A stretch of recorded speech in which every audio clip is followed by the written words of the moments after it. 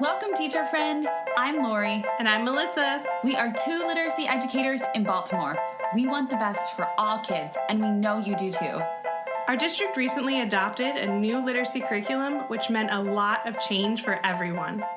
Lori and I can't wait to keep learning about literacy with you today. Hi, everyone. Welcome to Melissa and Lori Love Literacy. We can't wait to talk together today. It's just Melissa and I. How you doing, Melissa? Good. How are you? Oh, I'm hanging in there. Yeah. we are coming to the close of 2020.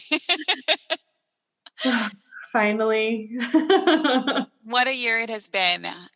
I know today we're just going to review a little bit some highs and lows of 2020 and share some current research articles or current research or articles worthy of discussion about high quality instructional materials. And then at the end, have a little guest wish list for 2021, which I'm very much looking forward to because I want to go after some folks. Yeah, maybe our listeners can connect us to some people.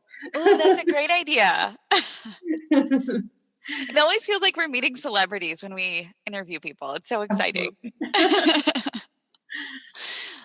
So, just thinking about 2020, what have been some of your highs from 2020? Well, it's a tough one. It's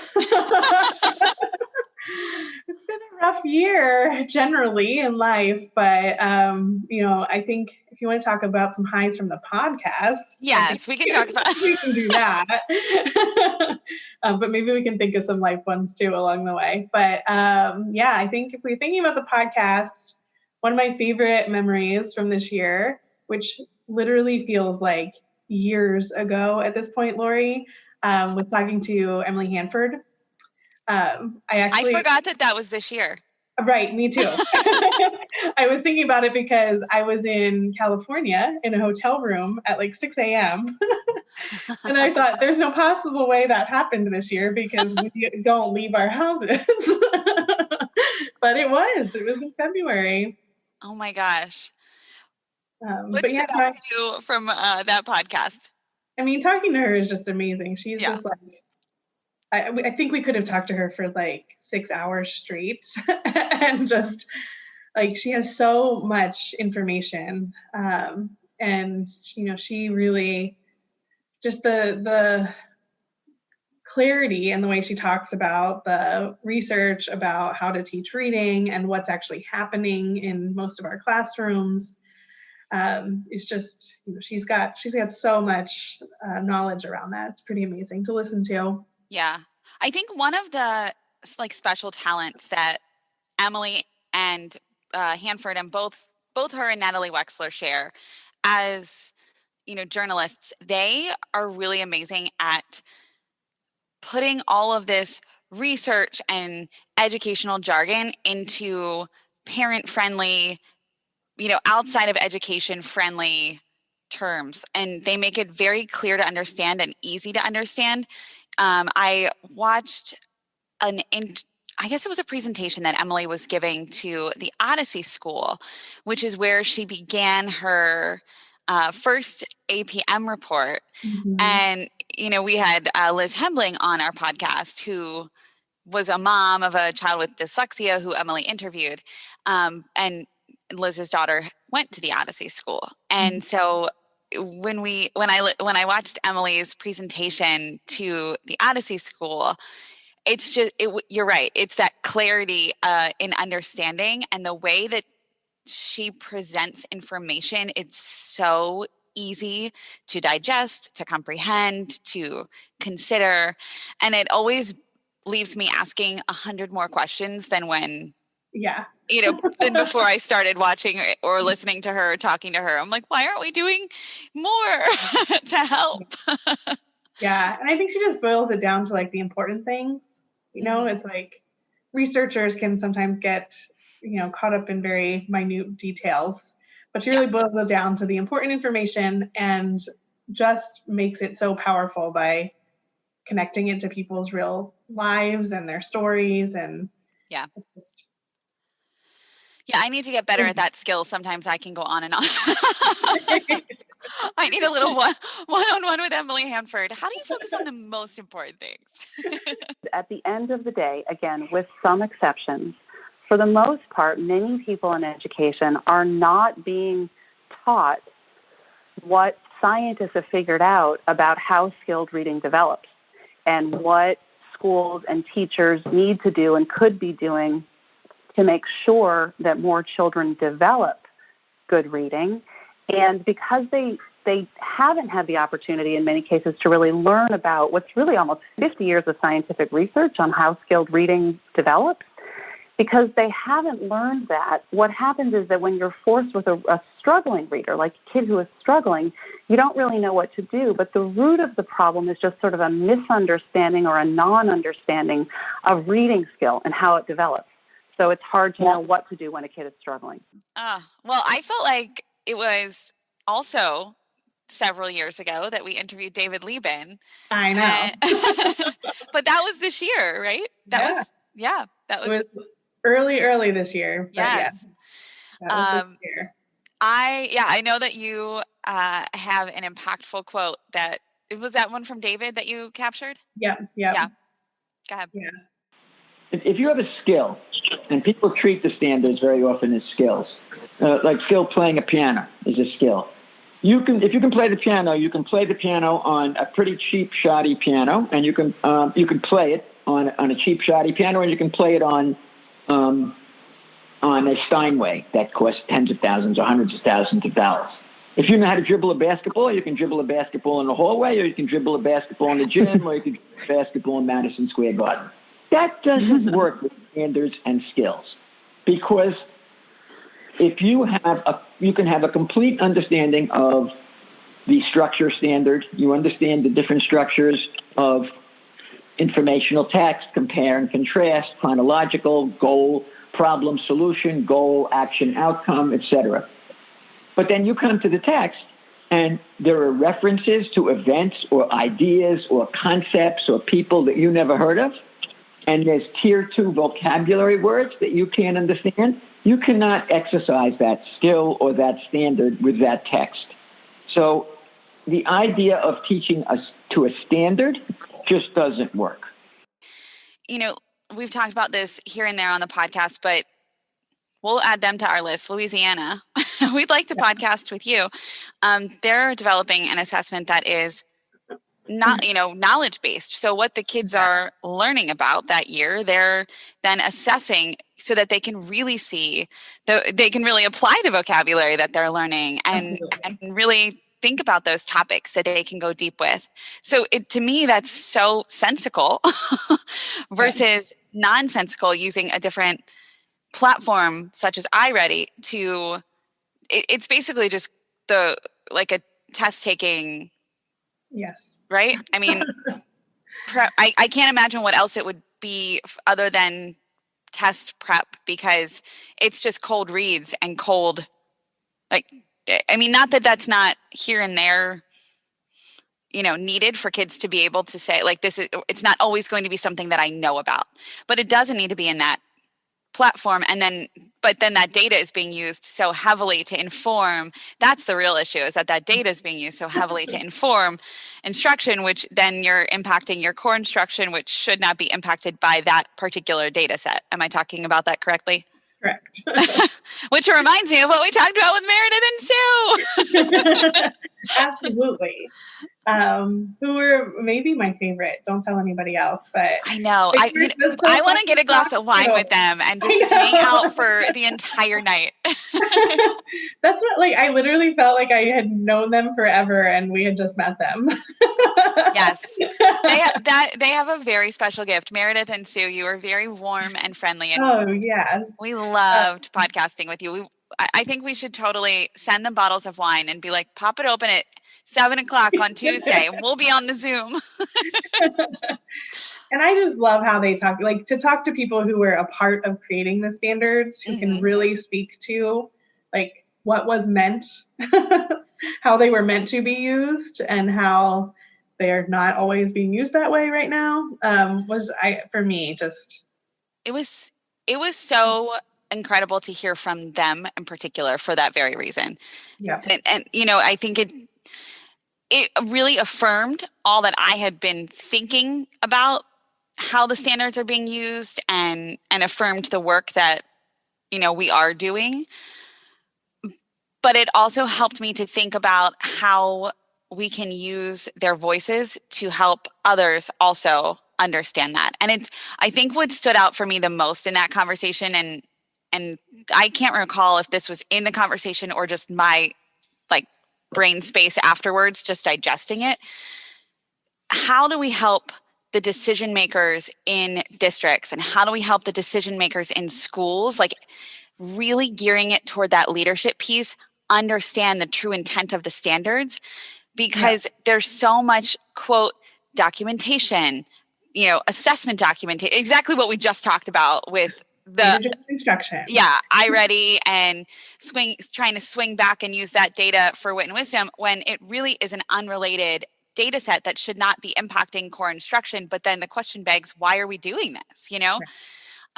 So it really spoke to me about trying to help leaders and understand this. And it's so hard because it's been so embedded for so long. Mm-hmm. Oh, I know. Well, I want to share one of the quotes from Sue, because I literally have it on a Post-it on my wall, a summarized version. But sometimes when I get really stuck in meetings, I have to just look up and read it. Okay, this is what we should be focusing on, right? We should be focusing on reading a text. Yes. And not, you see it all the time with Press's homework, right? Yes. Yeah, because there's so many inequities in taking it away from the text. Yeah. And also not just any text. I'll put that out there. Basel readers are not, in my opinion, considered texts worthy of reading. Yeah, they talk about the whole time is it's all about those complex texts, and that's standard 10, and which is so important, and we often don't even talk about it. I know. All right, I know. It just gets thrown to the wayside because it's assumed, but that's really, really important. It's the most important. Yeah. All right, we're gonna pause and listen to Sue for just a second. Right. And the fact is that, both of you are raising, and Meredith said this as well around the text, is that we don't read a text to check on our skills and our comprehension strategies. Right. Boring and not useful, right? We read, and this is one thing that I think got lost in sort of decades of schooling too, is that we thought that it was all about the skill, or it was all about the comprehension strategy, which I know has research behind it, but not ad nauseum. The point of reading is to learn from it. And then when you learn from one text on a particular topic, then you can read another one, and you add to your knowledge on that. That's why we read. And by the way, that is what is interesting to students, is to hear what an author's saying. You might agree, you might disagree, you might be learning more, it might conflict with what you heard before or knew before, but that's what's interesting. So my favorite quote from the Post-it, you guys all got to hear it. Love it. Welcome, everybody. Thank you, Sue, for your wit and your wisdom. One last one I just wanted to highlight really quickly, I know you have one too, Lori, was Dr. Santelises, our CEO here in Baltimore. Mm-hmm. And I just particularly, we both talked about this before, she's an amazing speaker. So she could probably be talking about anything and it would feel super powerful, but what she was talking about happened to actually be really powerful. Yes. And I went and re-listened to that one because it's been a while, and just the way she talks about how we have just been doing a disservice to students by focusing only on ELA and math and just cutting out all of the content areas. And so all that knowledge that they would be learning in those content areas, for her, she's that's the equity piece that we need to be talking about, that no one's really, we are in Baltimore, but not everybody across the United States is and should be. I realized very clearly, particularly during my work at EdTrust and looking at schools across the country, I found that one of the unintended consequences of focusing on literacy and math, and I think, I came up during the NCLB era, and there was a lot that was good in terms of looking at equity and equity of outcomes. But what I realized and saw very clearly across the country is that larger numbers of classrooms with Black and brown young people, with first-generation college goers, with low-income students, were almost stripped of all of the richness of content that, one, we know from science is that kind of sticky knowledge that allows you over a period of time to be able to make connections in knowledge.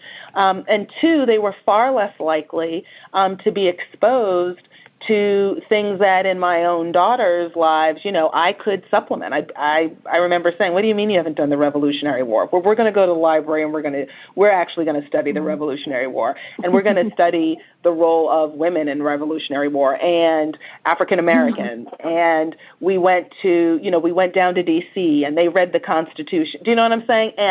And what I realized was that actually, and this is why, and you all know this is why I call it an equity issue, is that you have teachers teaching in some of the most challenging circumstances with young people that have had the least access to this kind of enriching content and whose families are the least equipped to make up for what schools are not giving. And so we turned the purpose in kind of an attempt not to offend people, we turned the purpose of school into just being a place where people kind of dialogue and exchange. And that's not what it is, right? Not for young people. There is a content that we can debate, but there is a responsibility for schools to be able to do that. And so content-rich curriculum, standards-aligned curriculum, for me, very early became an equity issue, and that we were overly dependent on families to make up for the content that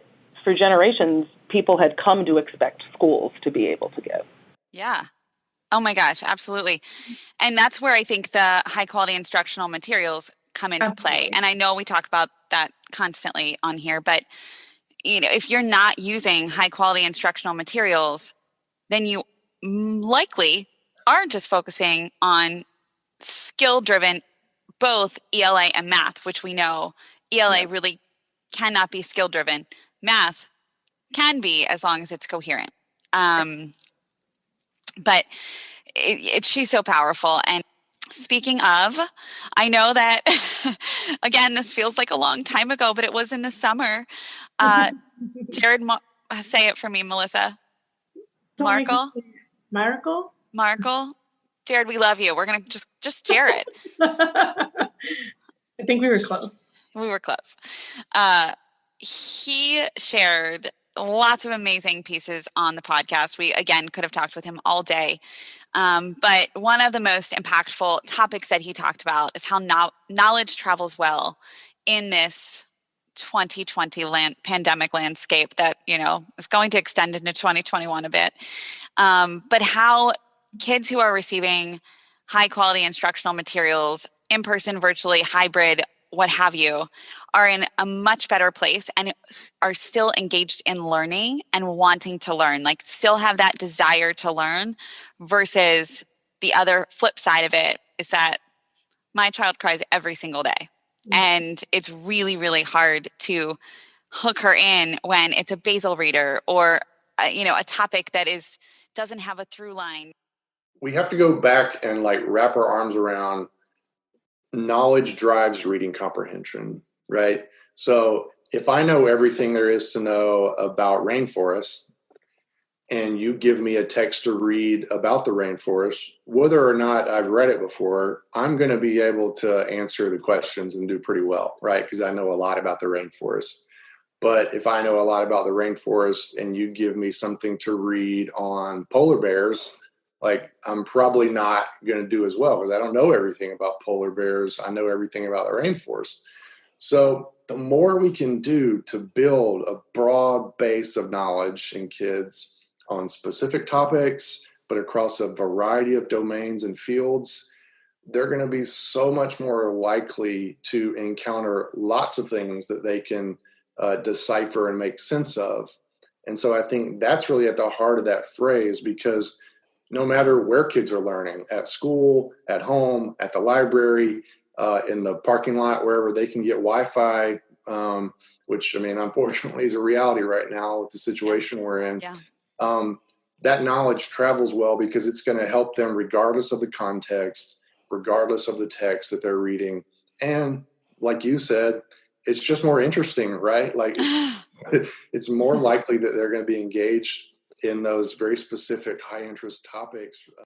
That takes me back to why knowledge travels well. And that statement has really stuck with me throughout this year. And, you know, I've heard so many stories from different districts about, you know, if some of our kids are virtual and they never get to see their teachers, they don't have any synchronous time. It's all asynchronous. Or our kids are virtual and they have this amount of synchronous time and this amount of asynchronous time. But the bottom line is that the teachers, you know, like Kier and Katie, who we had on, who were preparing for the first day of school, who already have the materials in their hands that they can trust, are doing far better than teachers who are creating whatever, in addition to then figuring out how they're going to have their students respond. Like Katie and Kier could just say, okay, here's what we want to do in the curriculum.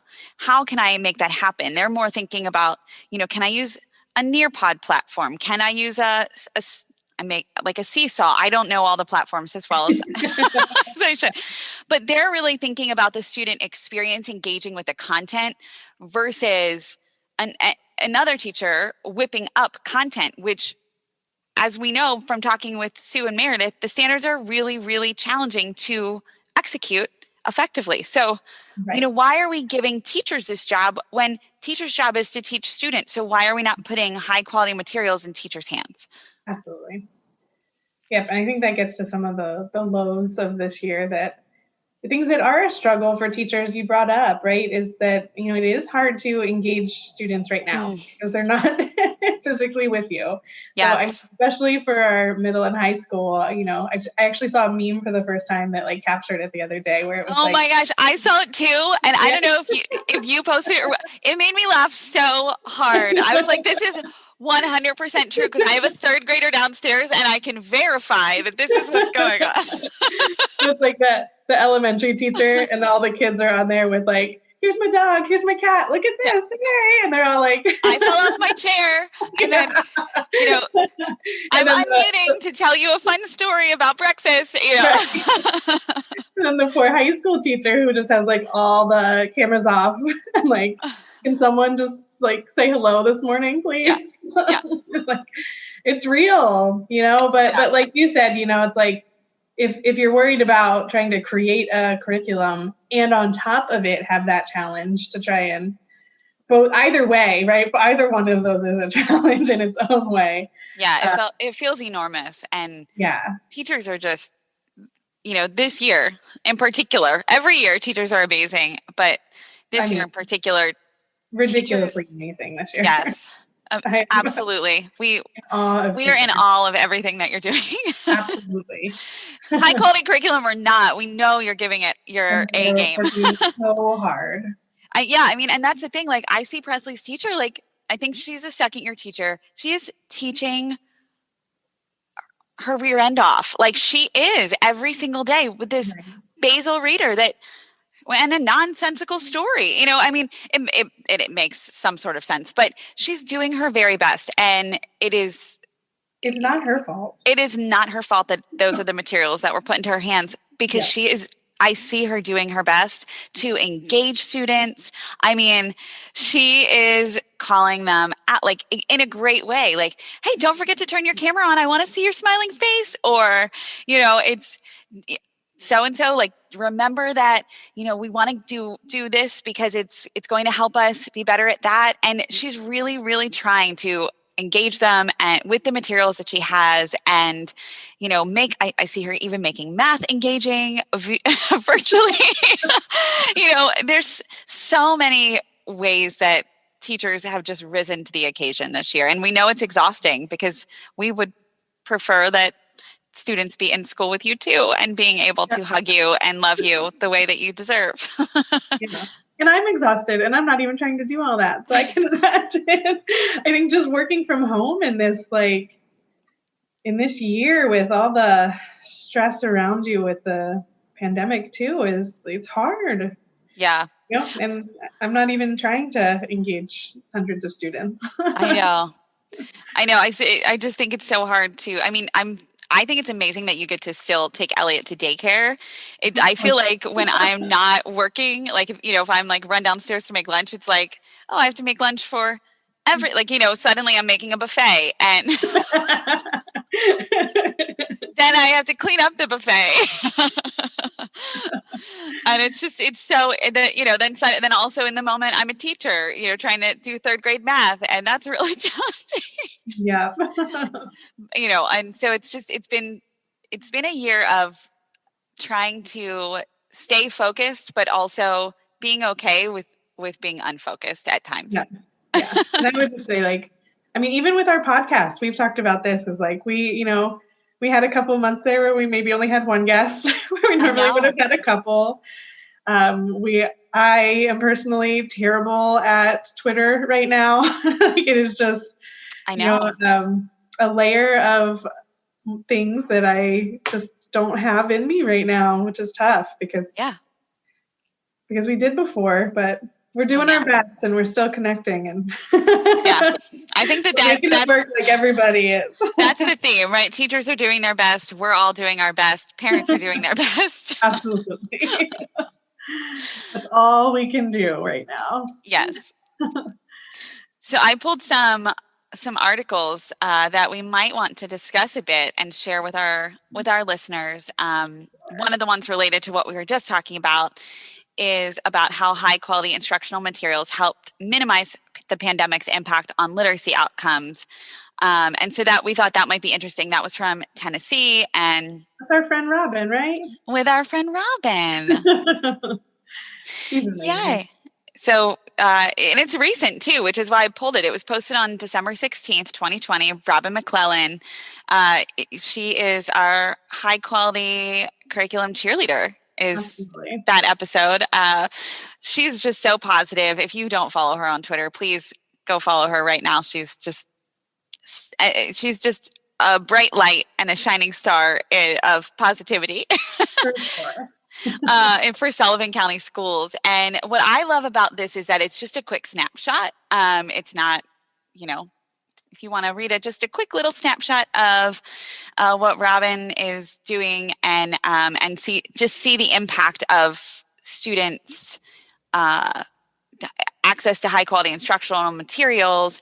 It's a quick snapshot of data, and then it just quickly unpacks it. So we'll include the link in the pod, but it's really in the pod notes, but it's really just like a quick snapshot, which is nice if you're just looking for this is what students have done, and they've still moved this year despite the pandemic. And it sort of reminds me of our chat with our friends in Nebraska who chose to actually start this year implementing a new curriculum. And I think that's right. It was like, don't put it on pause. Don't say this is too hard to do virtually. It was the right move to keep it going even during the pandemic.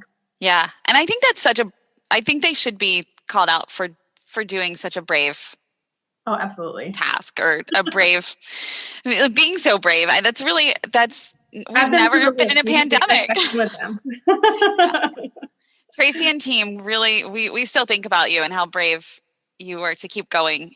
For sure. What else you got, Lori? Okay, so the second one is, actually the next two are from Curriculum Matters. And so there's a fabulous team from Curriculum Matters just doing all kinds of work where they're writing blog posts and sharing all kinds of information. So on this particular one, we have, now these are their pictures. I think that these are the authors, but it's Janice Lane, it's Nakia Hardy, it's Robin McClellan, and I'm not sure who this fellow is. Do you know him? I'm going to say his name's Scott. Let me look it up real quick. Keep going. Okay. Scott, I feel like Scott something. Scott, we have to put your name next to it if it is. This is another one from, more recently from October 20th, 2020, and just talking about the importance of high quality curriculum in these pandemic times. And it starts with a little bit of information about Lucy Calkins, and then how we're pivoting to high quality curriculum from that, and why. And Curriculum Matters shares some stunning evidence around the curriculum renaissance and why it's been slow to reach classrooms. And the statistic that I want to share with you today is that only 7% of elementary teachers use high quality curriculum. Yeah, that's versus what I talked about earlier, yeah, right? Yeah. But that's, versus the reading workshop of Lucy Calkins is used in 20% of schools. And we know that that's, not research-based, it's ineffective. Yeah. And so it begs the question, like, why only 7%? Go. Yeah. It's hard. So I just wanted to pique your interest, listeners, with some of the statistics from this particular article. But Scott Langford, by the way, from Sumter County, also Tennessee. Oh, thank you. I'm Scott. I'm sorry, I didn't recognize your face off the cuff. I should have done that before we started podcasting. I thought I recognized everybody in the picture. And then there's another one from Curriculum Matters. Again, before the school year or just as the school year started, August 23rd, 2020, but thought it still might be relevant, making an impossible challenge more manageable. And a lot of great leaders, again, Janice Lane, Robin McClellan, both of who we've had on the podcast, but Diana Fetterman, Jana Beth Francis, Beth Gonzalez, Nakia Hardy, and Colleen Stearns, they're all part of the Curriculum Matters crew. And they talk about how they've never experienced a school reopening like this one, and how they would be lost if they didn't have high quality curriculum in place in their district. And they had a little squad meeting, and they all echoed the same sentiments. So we thought it might be important to read a little bit about why they feel that way. So why they feel like it's so important that high quality curriculum at this particular time has never been more, I guess, important. I'm trying to not use important again, but important is the key word right now. We'll take it. Yeah. Excellent. Yeah. And so I think maybe that could pivot us into our guest wish list, because I would like to call out the entire Curriculum Matters crew. The whole squad. Yeah, we should have like an actual squad podcast. Yeah. I mean, we have lots of them on. Yeah, I love everything that Curriculum Matters puts out. I love all of the interaction on Twitter with Curriculum Matters, and I love how they respond so quickly to current topics. And they have a little squad that is growing, and we would love to have more of the squad on. We already started with some of the squad, and some more. It's really powerful to hear from actual district leaders who are doing this work, and to hear how it is changing what's happening in their districts. Yes. And I think it's important for change to continue. Like this change to me feels always like a big wave. You roll in, and then you go back a little bit, and then you roll in a little bit more and come back a little bit. Yeah. But how we can continue that forward motion of the wave, and these leaders are doing this work, and it's really important for us to hear from them, and all of their highs and lows, because we know it's not an easy journey. It's changing mindsets, and that's hard to do. So sure. Curriculum Matters. Get ready to go on tour with Literacy Podcast. There are a ton of authors that I definitely want to talk to. Mm-hmm. I don't even know where to start, but there's a lot on our list. We've talked about Mark Seidenberg, who wrote The Language of the Speed of Sight, which is a really, really great read if you haven't read it yet. I also saw him on a couple of research articles that I was like, oh, is this the Mark Seidenberg?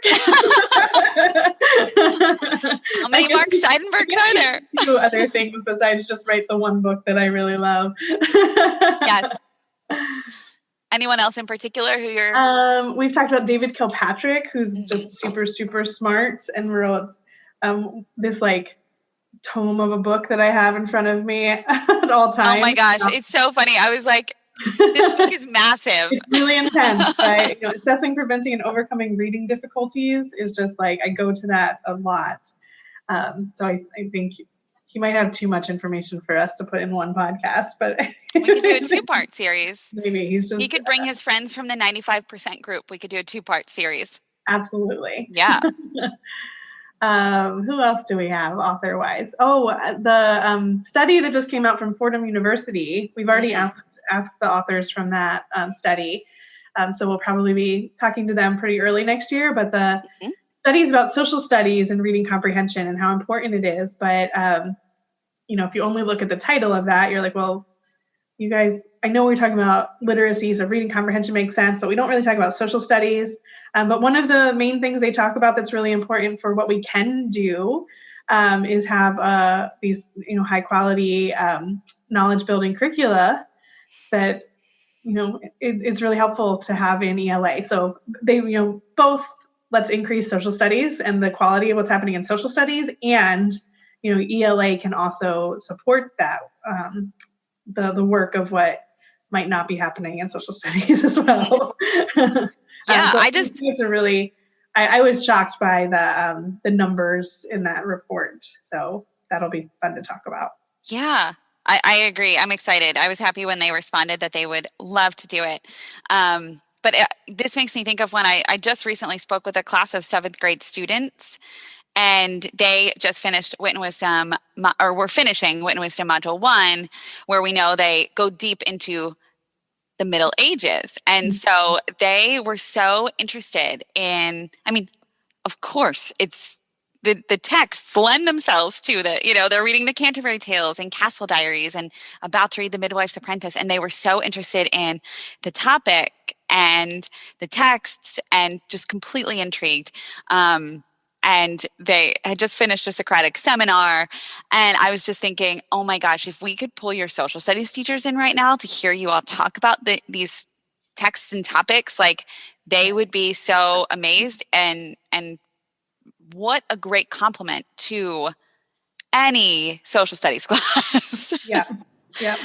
Even if, and you know what, this is something that I think that teachers, struggled with in the past. When I was working in Baltimore, they would say, well, we don't teach that the Middle Ages in 7th grade. That is in 8th grade. Or even that was in 6th grade. That is something where we don't need to shift that around, right? Keep it where it is, if that's where it belongs. And then if they learn it in 6th grade, they will come with a little bit of knowledge and be able to build on that and keep building their schema of the Middle Ages and attach all their knowledge to that. And if they don't know anything about it, we're building it. And then when they move to 8th grade and they're asked to, what do you know about the Middle Ages? We're talking about that now. Then they can go back into their longstanding schema of the Middle Ages from 7th grade work and build on that. So, it doesn't necessarily need to happen in the same school year.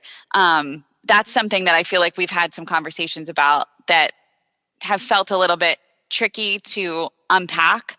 But that in the long game, it's not like, you and I will talk about a topic and then the whole rest of the month, I'm only focusing on that topic. Like, it's like little bits here and there, or like, oh, I saw this on Twitter. Oh, Melissa, you shared about that with me. I'm going to remember that. And I'm now going to read this article, remembering that we talked about this and we learned about this together, and I'm learning more about it now. So, it's more authentic to a real life experience. And I think too, often when social studies gets put in the literacy conversation, it becomes how do we do the skills-based ELA in social studies as well? Which of course social studies teachers then are like, that's not what I do. So I think it's really powerful for them to hear that, the building of knowledge that you do in social studies and building of vocabulary that you should be doing in social studies actually will help the reading comprehension. So, it's not about like totally shifting and taking away all of that from social studies, but it's about doing it well. Yes. So, and like you said, how can we do that both in ELA and social studies, so that they get all that time Yes. where it's happening in a school day. Yeah. Oh, I can't wait to talk to them. So Adam Tyner, we can't wait. Yep. You and your team. Who else, Lori? On your list. Oh my gosh. Okay. So I know we've really been, we talked about Emily Hanford earlier, and we would love to talk to really anyone at the university level who is part of a successful reading science program or science of reading program. In particular, we were thinking Mount St. Joseph University, because that's where Emily had mentioned, right? Am I right on that, Melissa? I think she did. If she didn't, I look at them a lot because they have an actual master's program. That's right. Okay. For reading science. Maybe you mentioned it and not Emily, but I do think that Emily did say that she took a course. I think it was through them. Yeah. And they're actually creating a doctoral program around reading science as well. So, they're one of the few that I think have it very clearly labeled as reading science. There might be there are others that have it like embedded within a program, but they're very clear that is their focus. Yes. I also thought it would be amazing to talk with Ed Reports and Rivet Education, because Ed Reports reviews the curriculum and Rivet Education reviews the professional learning. So I thought, what a better complement to what we are talking about on every single podcast than to talk with Ed Reports. And I think you mentioned that Lisa Potts is the director of ELA Review. Yeah, she came to an event here in Baltimore, and she's a lot of fun. So, oh, nice. That would be, I think, an amazing thing to talk with them. And then also, Rivet Education came out with a professional learning partner guide earlier this year. I feel again the year is blending together. I think it was earlier this year. It was this year. I think it was maybe summer. Oh, that's not that far away, but it seems that far away. And I just thought it would be incredible because, we talk a lot about wit and wisdom. And so if we wanted to zoom in, Lisa could talk about how they review curricula and talk a bit about, the wit and wisdom review. And then also Rivet Education talked about the professional learning that's involved and how professional learning for high quality curricula is different than other professional learning would be a question that I would want to ask about. For sure. Yeah. That'd be fun. Yeah. Who else are you thinking of? Well, I've mentioned a few times to you that, we both listen to the Amplify podcast. Yeah. The Science of Reading podcast. And we just thought it would be really fun to have Susan Lambert on so we could actually talk about podcasting, and not just podcasting, but like what she has learned through her podcast and what we've learned through our podcast. And thought that would be a lot of fun too. I'm all over cross-pollinating podcasts. I think that it would be fun to talk. We've had great people. We've had some of the same great people. Yeah.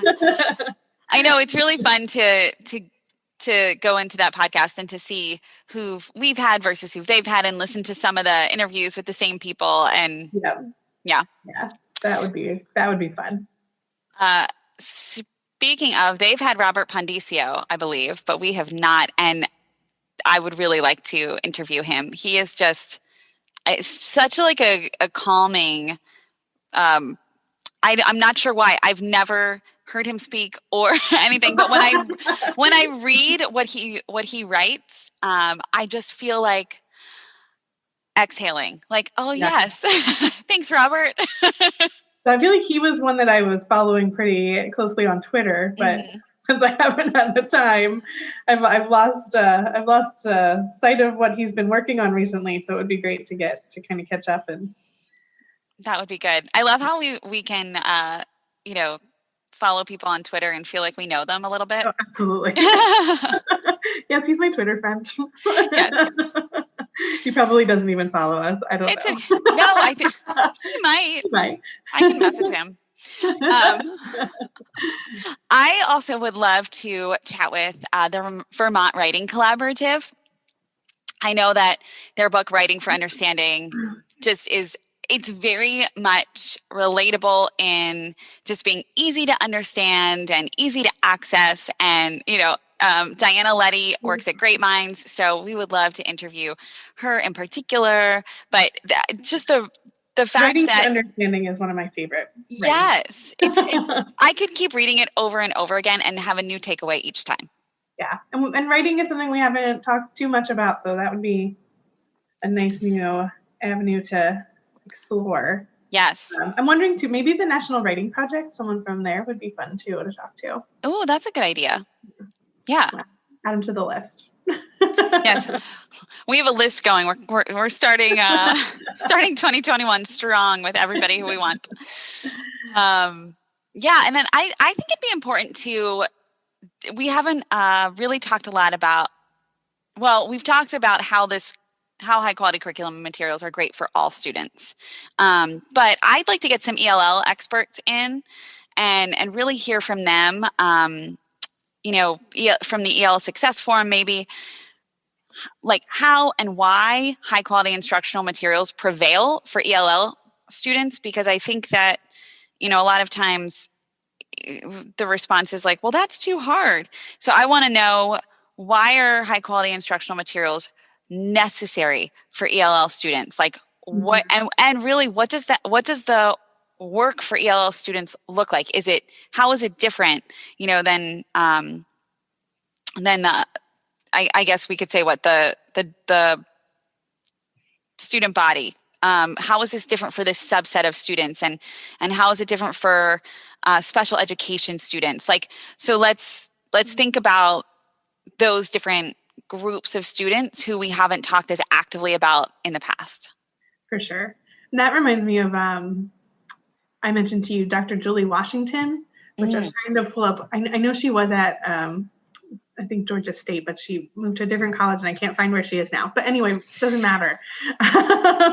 But she was on a podcast that I listened to about, it was, the podcast was called You're Wrong About, and it was titled The Ebonics Controversy. And she just really talked about the effect of, not the effect, but every student has a different dialect of English that you learn speaking. So how that then affects the way that you learn phonics makes a really big difference. And for teachers to have that in their mind, and it wasn't just Ebonics specifically, but even I was just doing a little bit of my letters training. And then, I had an ex-boyfriend who, the I and the E in pen and pin was basically the same sound. It was pen. And I was like, are you saying pin or pen? There really wasn't a difference for him, because that was what he heard. And how that would then affect, the way you learn phonics, and how that might affect your actual learning how to read. I just think it's really, really interesting. So that's another road we could go down at some point. I love that. And I know you especially called her out, because on that particular podcast, she was only on for 5 minutes or so. Yeah, because she was like, I just want to keep hearing her talk. Yeah. So, yes. And speaking of letters, we should probably talk about Louisa Moats or Carol Pullman and the for sure amazing work they're doing with that training across the country right now. Yes, absolutely. I would love to talk to them. I think that their work is pivoting teachers to a new way of thinking, and it's really impactful in the education world. So I'm so happy that they came up with the letters training and are just spreading the science of reading far and wide. And then I can ask them if they're ever planning to make one for secondary teachers that would touch on a lot of the same things, but maybe in a different way. That is a really good point. I also would love to talk with some districts who are in doing this work, just like we did with Tracy and her and her work. So in Aldine, Texas, I know that they are implementing Wit and Wisdom year 1 for grades 6 through 8. And, not just limited to Aldine. If you are also implementing high quality instructional materials, we'd love to talk to you too. But they stood out to me as being a large district in Texas, which I believe is about the size of Baltimore. Would be really exciting to hear from, because I think there's so much value in seeing the implementations between larger districts and smaller districts and medium-sized districts. And I just thought we haven't really talked to a very large district recently, so it might be fun to chat with them. Absolutely. And I think, if there are any teachers out there that want to talk to us, I think that would be amazing too. Yes. Open Reach out invite. to us if you're a teacher. We want to talk to you. Literacy podcast. Oh, so good. Well, I think that this was a really nice way to sum up the year and to look ahead to what's coming in 2021. And I know that there's just so many people to talk with. The possibilities are endless, but I'm very, very happy and grateful to have you alongside of as we do this work, because I love learning with you, even though I know you are, more of the secondary lens. I think that it's a nice compliment. And I just love doing this work with you. So, and I'm glad we were still able to do it during this year. Yes. It was a tough year for everybody. So I'm glad we kept it moving. I know. We did our best, right? Yes. I think that's what we should title this one. Everybody's doing their best. We did our best. I love it. Well, thanks for catching up today. Of course. Thank you, Lori.